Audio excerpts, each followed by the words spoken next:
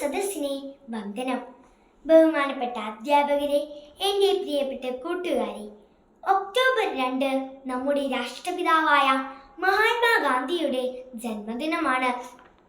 1869 October 2 ഗുജറാത്തിലെ പോർബന്ദറിലാണ് ഗാന്ധിജി ജനിച്ചത്.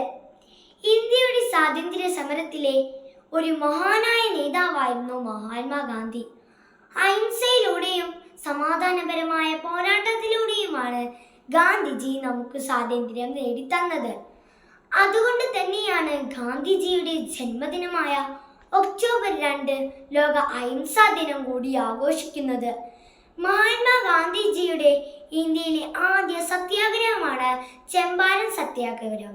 അതിനുശേഷം ഗണ്ഡി മാർച്ച്, ക്വിറ്റ് ഇന്ത്യ പ്രസ്ഥാനം എന്നിവയെല്ലാം അദ്ദേഹം മുഖമുദ്ര പതിപ്പിച്ചു. ഇന്നത്തെ സമൂഹം സ്വന്തം സുഖ സൗകര്യങ്ങൾക്ക് വേണ്ടി നെറ്റോട്ടമോടുമ്പോൾ അവർ സ്വയം മറന്നുപോകുന്ന ചില കാര്യങ്ങളുമുണ്ട്. പണ്ടൊരു ധീര നേതാവ് സ്വന്തം താല്പര്യങ്ങൾ മറന്ന് രാജ്യത്തിനും ജനങ്ങൾക്കും വേണ്ടി ജീവിച്ചത് കൊണ്ട് മാത്രമാണ് നാം ഇന്നിവിടെ ഈ സ്വാതന്ത്ര്യം അനുഭവിക്കുന്നത്.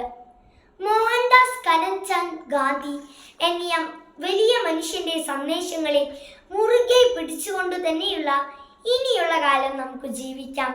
രാജ്യത്തിന്റെ പുരോഗതിക്കായി ജീവൻ ത്യജിച്ച മഹാനായ നേതാവിനെ അനുസ്മരിച്ചുകൊണ്ട് ഞാൻ എൻ്റെ വാക്കുകൾ അവസാനിപ്പിക്കുന്നു.